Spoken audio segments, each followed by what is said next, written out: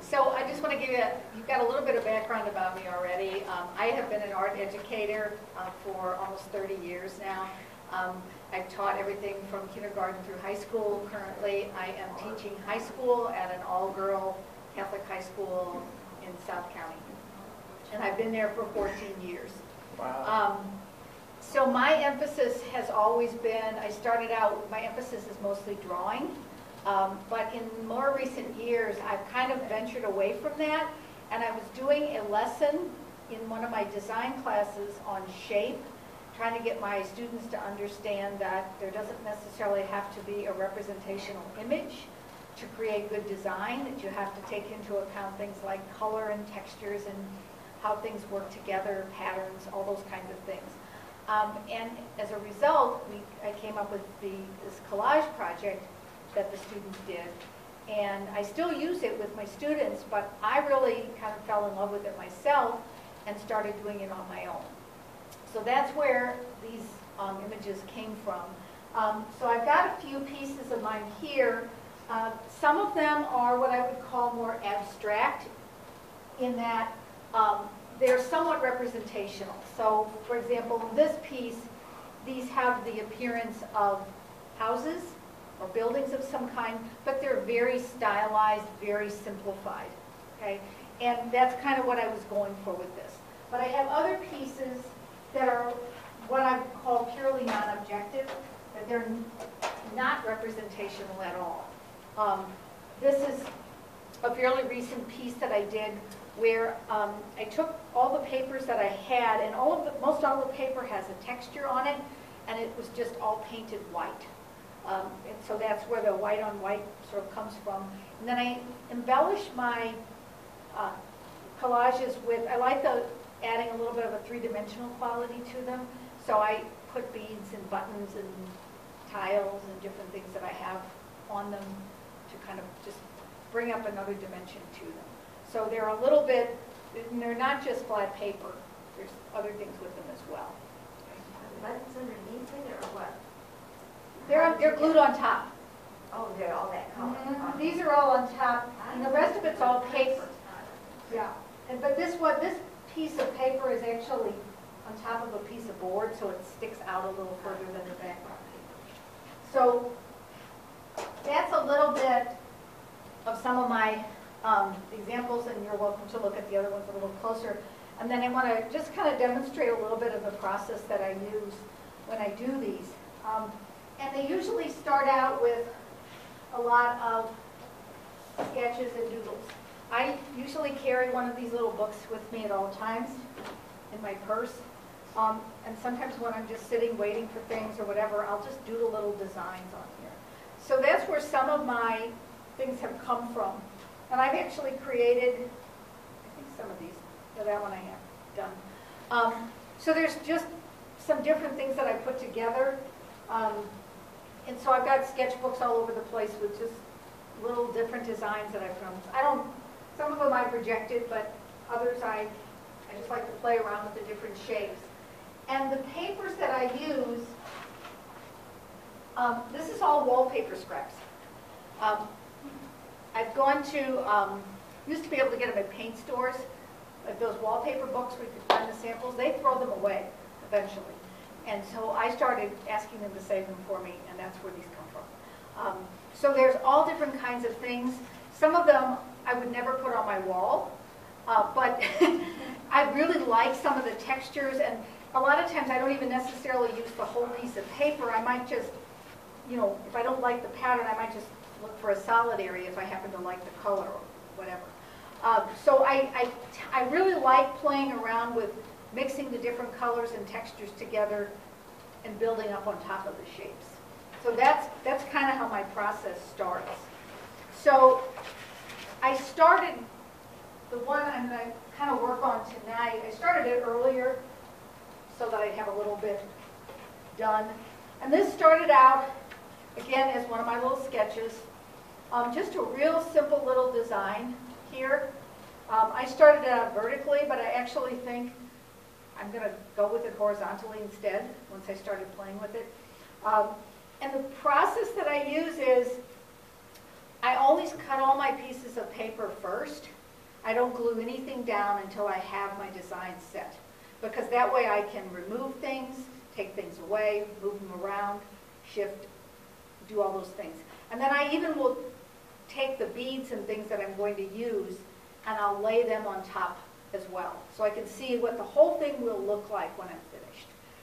So I've already got all the beads I'm going to use in this little container here. And I save all kinds of these things. So I've got all different sorts of things.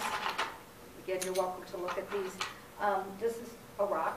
You know, a lot of the ones that are in here, I teach ceramics, and so I'll make my own little tiles out of the clay, and I put different glazes on them so I can get a variety of different colors. But I've also got beads that I bought or found or people have donated. So there's a lot of different things, and I play with those as well. And then once I have it set up, I always take a picture of it. So I've taken a picture of this on my phone, and that way I know when I go to take it apart, I can go back and find the picture and know exactly what it's going to look like when I put it back together again. So I took a picture of it the other day. You can't see it very well, but I know now that this is what it's going to look like pretty much when I finish it. Okay? And then this one I've already mounted. Usually I don't do that this soon, but I wanted to show you. This piece of black paper is actually a piece of wallpaper, and it was not black. And I'll kind of pass this around. You can look at it. I painted the black on it. I wanted a black background, but I didn't have a big enough piece of my own, and I like to use a good quality paper on it. So it's actually a piece of wallpaper, but if you look at it closely, you can see there's a little bit of an underlying pattern on it, and that's the pattern that was on the wallpaper. When I applied the paint, I just applied it with a piece of cardboard, so I got a real thin layer, and I just sort of scraped it over the top. So the color went on, but then you see a little bit of that texture showing through. And I kind of like that effect because I like to work with different textures. And then there's a couple of other little tricks that I've learned over time. Each of the squares that I'm going to put on here are going to be 3 inches. But when I made them, and I've learned this the hard way, if you'll notice, this square and this square are not the same size. I make them a little bigger than I need them. So this is a 3 1/4 inch square, and that way when I layer my paper, so this piece of paper is already been attached to the green piece of paper, okay? But it's not exactly even, so I'm going to have to trim it, okay? So rather than try to get the papers I overlay exactly right, if I just glue them first and then trim it afterwards, it saves a whole lot of time and trouble. So I kind of take that into account. So I've got a couple pieces. So this is actually 3 pieces of paper. This is the bottom layer, this is the second layer, and this is the top layer. Okay? And they're all glued to the back layer. Okay? I try not to put one piece over the top of another, like a stripe. If I put a piece across this way, because I'll see all the edges, so I tend to overlap in flat areas. That probably doesn't make a lot of sense, but and then here I've already layered my circles on top of here. So these are already been glued in place. And I have, anytime these go on sale at Michael's or someplace, I got a whole bunch of circle cutters of different sizes. So everything from pretty small ones to this one cuts about a 2-inch diameter circle. Okay? Because I can't cut a circle straight. I mean, I wouldn't attempt it, but so this is a big time saver. So on this piece, as you can see, this is hanging down further than it needs to be. And I purposely did that because I wanted the corner on the edge of the paper when I put it on. Again, this is 3 layers of paper. And sometimes I like that torn edge. I just like the way it looks. It gives it a different look to it. And you'll see I have it in some of my other pieces. I like that torn edge, and I'll have sometimes I let usually the background paper is lighter than the foreground paper, than the front of it, and so sometimes you'll see kind of a whitish edge on them. And sometimes I just tear it the opposite way and I don't get that edge. That's just a personal preference. Okay? So I do a lot of cutting. Sometimes with the scissors, if I'm cutting anything straight, I always use a straight edge. Oh, here it is. And I've got an X-Acto knife here. So I'm going to even out this piece. So I want to trim off that part I don't want.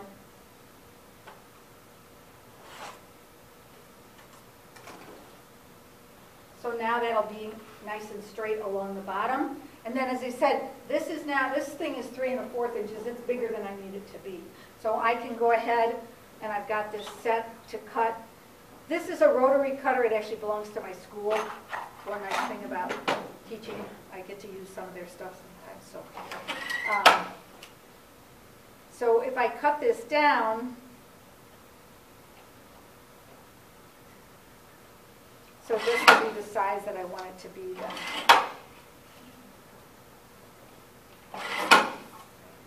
So now I've got my 3-inch square, okay? So but I've just found that it's easier to do it that way than to try to get them lined up and try to glue them evenly. It never works for me, okay?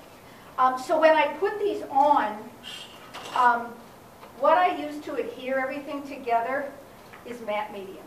And for those of you that paint with acrylic, you're probably familiar with this. You use it with paint, but it also can work as an adhesive, especially if you use heat with it. At school and at home, I have a dry mount press. This big contraption with it's weighted, and it heats up, and it flattens everything. Obviously, I didn't bring it tonight, but I have a tacking iron over there, which will work just as well. I like using this over glue, because if you've experienced working with glue, and you put it on something and you get it in a place you don't want it and it dries clear, but it also dries shiny. And I don't want that shine. This will not dry shiny. So if I accidentally get a little of it where I shouldn't, I don't have a problem with it. Okay? So when I go to glue this, I'm just going to demonstrate. Sorry, I'm out of range here. So when I go to glue this, I always glue on top of scrap paper. And I'm just going to use a regular brush here. And I paint over the entire back. That's why I use the scrap paper. I go right off the edge because I want to make sure that when this is on there, everything is stuck down in place. Okay? And then I'm going to put this on top of this green piece. And the nice thing about matte medium is that when you put it in place, it doesn't stick right away. So if I want to shift it or move it, I can. So I'm going to kind of move this around, get it where I want it. And I purposely put these circles off center. I didn't want them right on center and one on top of the other. And then this is release paper. When I use the dry mount press, this keeps stuff from sticking.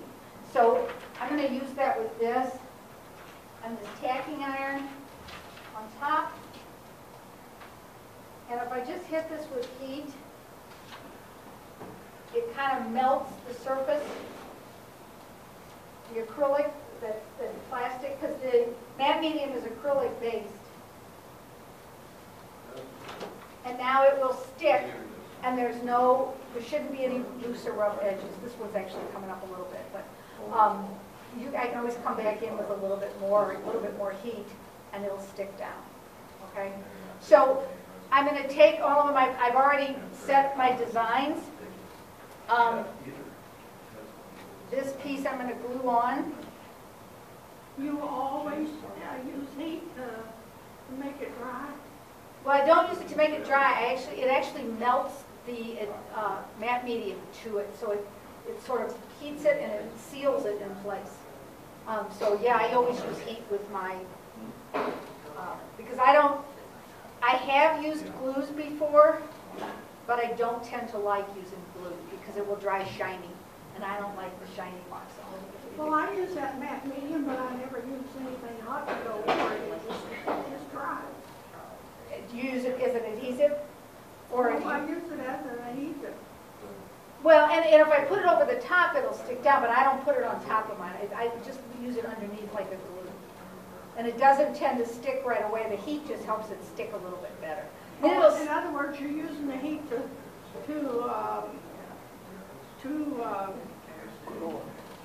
what is the word? To glue it. Make it stick To better. activate it faster. Right, right. And if I know in the painting process, and my students have done this with acrylic paint, they just use it underneath and then they can even come over the top of it and add additional paint. And then it tends to stick. But since I don't usually put it over the top of mine, I tend to use the heat, and that keeps it in place a little bit better. What type of instrument is that? This is called a tacking iron. If you ever have dry mounted a photo, it's basically like a regular iron. It just heats up and it will melt the. So you can actually just use a dry iron. You could, yeah. Like I say, I tend to use, when I do my bigger pieces, I use my dry mount press because I put the whole piece inside of there. And that's how I attached this piece of paper to this board. And I always mount my pieces on something stiff. So this is mounted onto,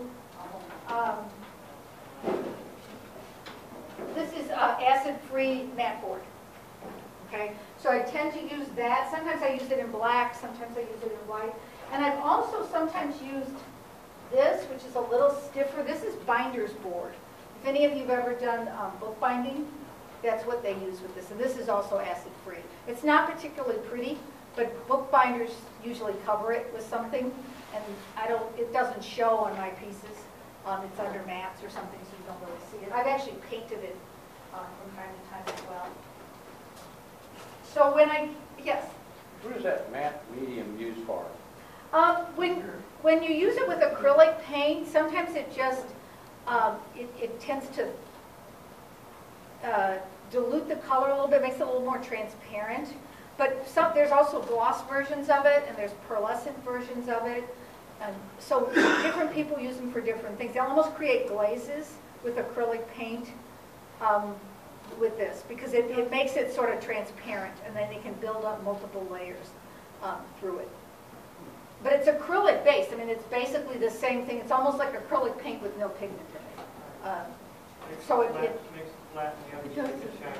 right. And this one is a matte, a flat one. This one? The paint doesn't dry as fast. Ooh, that's what I need. Okay, so we've got. I'm going to trim these last two, and then I can put all this together. Move this guy down a little bit.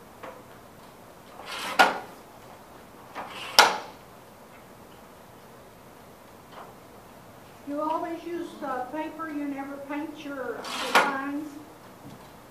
I don't paint it, although I've painted the papers. This piece actually, and this one is mounted on a canvas. I don't usually use canvas, but I have in some cases. And I use the same adhesive. So this is also, I can't put this in a dry mount press, but I do apply heat to it to make it stick to the canvas. But that's all paper, you didn't paint those? No, but this paper is actually painted. This is pure pigment right out of the tube. This is yellow ochre.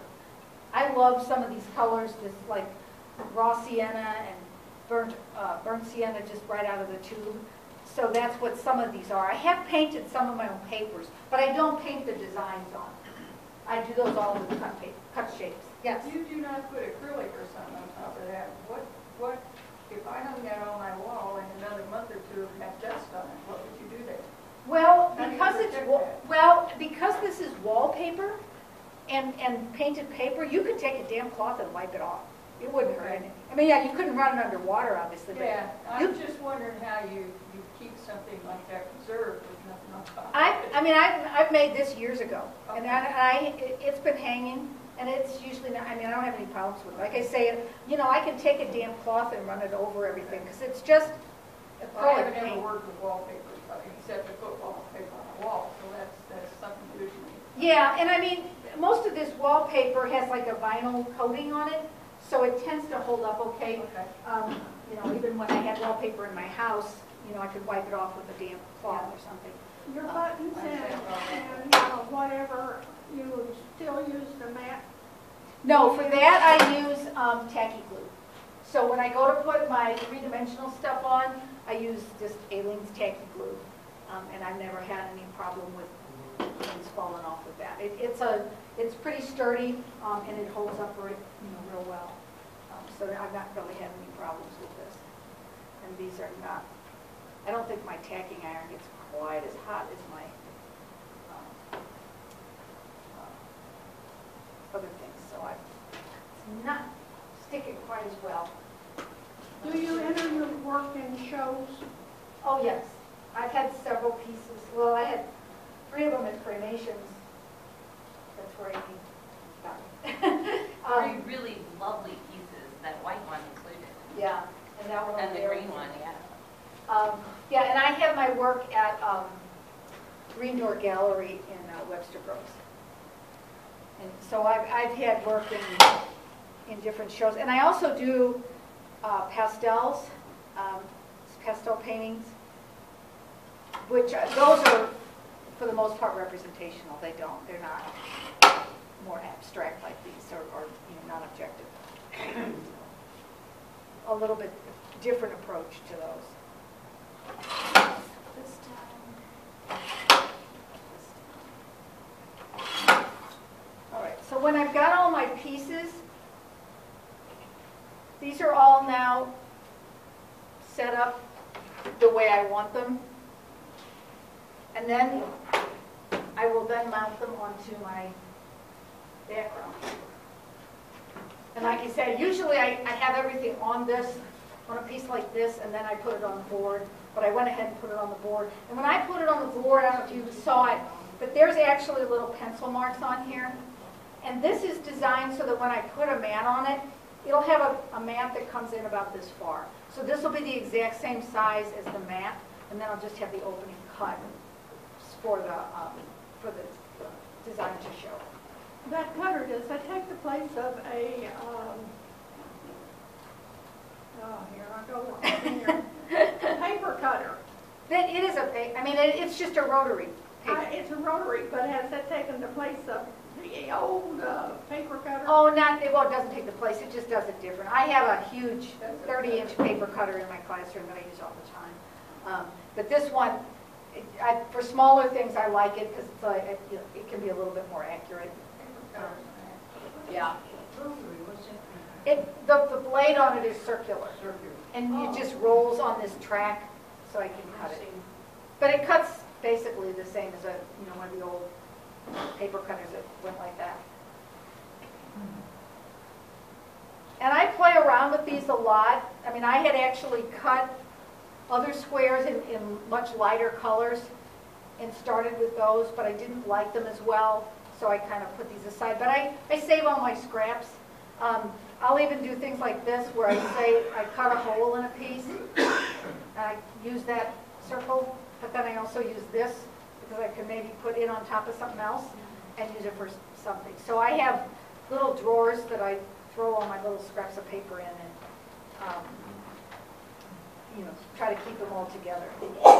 So what I'm going to do is and again on this piece, on this board, I've kind of marked, I'm going to have about a 1-inch border all the way around, and then I'll have about 1/4 of an inch in between each of the little squares. So I've already kind of marked on here where my things are going to be before I go ahead and glue them down.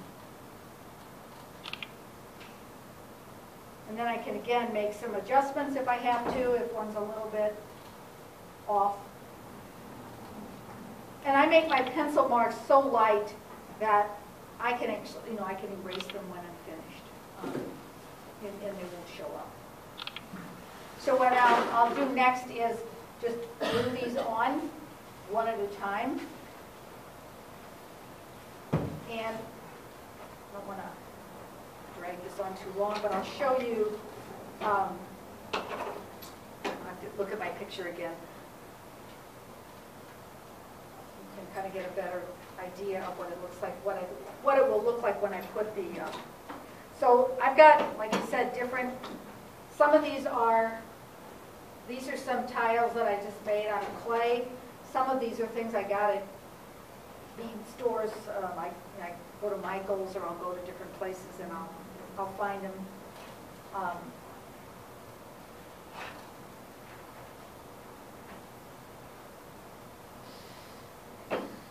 And then I kind of can lay it out, and obviously this would all be glued down, but just so you can kind of get a sense of what we're looking at here.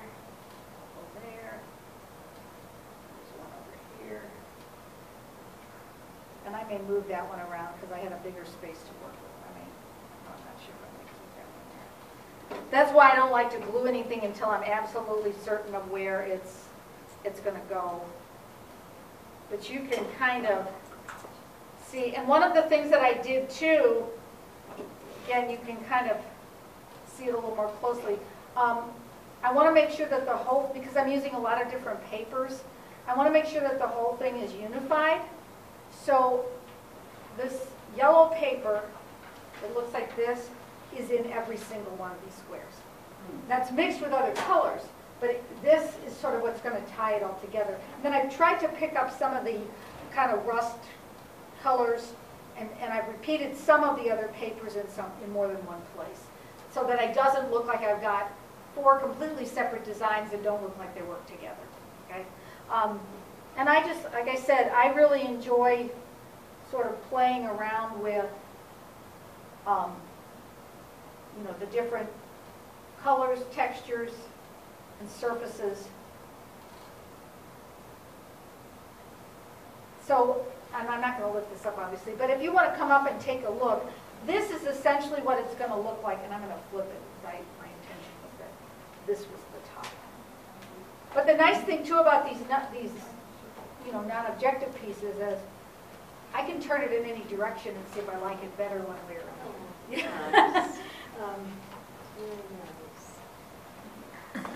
And I have a lot of fun with them. I just like to play with the different things. And like I said, these will all get glued down. I'm not sure about that guy. I may change that one out. When I did that one on before, I had a bigger space in there. So you don't really have to cover this with the, This will be under glass eventually. I was going to say, because you have to get it up high enough not to touch Right, these. and I use either shadow box frames. I found one place that has them where the glass is in its own separate track. Or I found a new thing that has, they're spacers. And so they can go into a standard frame, but again, my glass is You separate. have to be careful though, because you can see them. Right, right. That piece has a spacer on it, but the spacer's black like the frame is, so you can't really see where the pieces are. So, but yeah, I have had to find places where I can find those. I do a lot of abstracts with things on them, but that's one of the problems with that is they'll come up against the... Right, and so, yeah, and there's a place in St. Louis called Frames by Mail. They're one of the few places I found where you can get shadow box frames. And Frames by Mail is really nice. Found that AGF. They really are good. Yeah, I think it's the same thing. Yeah. And these are all, that's what these are. These are all those shadow box frames, but there's a separate track, so there's a gap between where the glass goes in and where that sits. So these don't, you know, they don't actually touch the glass. You know, there's like a fraction of it. So, Amy, do you have those? Shadow box? I like it. Yeah. You do shadow box? And you can. But if you're talking about metal. This will be framed, so it will be like, so these are all framed under glass. But they were done essentially the same way as that. What range of price do you give? But I mean, we have some that's Wallpapers is much may have to start painting my own paper. Your circle cutter. These are all different circle cutters. So this one cuts a circle about that big. I see. And then these cut, and then these are just, they Clean compress cut. like this. I Yeah. imagine that rotary gives a sharper cut than sometimes a paper cutter. Well, the doesn't. yeah, the paper cutter sometimes, if the blade isn't good, it will fold the paper over. Yes. But this tends to cut, you know, at a pretty good, and I've got a little guide over Oh, here. yeah. So it'll give me a nice clean cut when I cut it. So that's why I like for smaller pieces, I like the rotary cutter.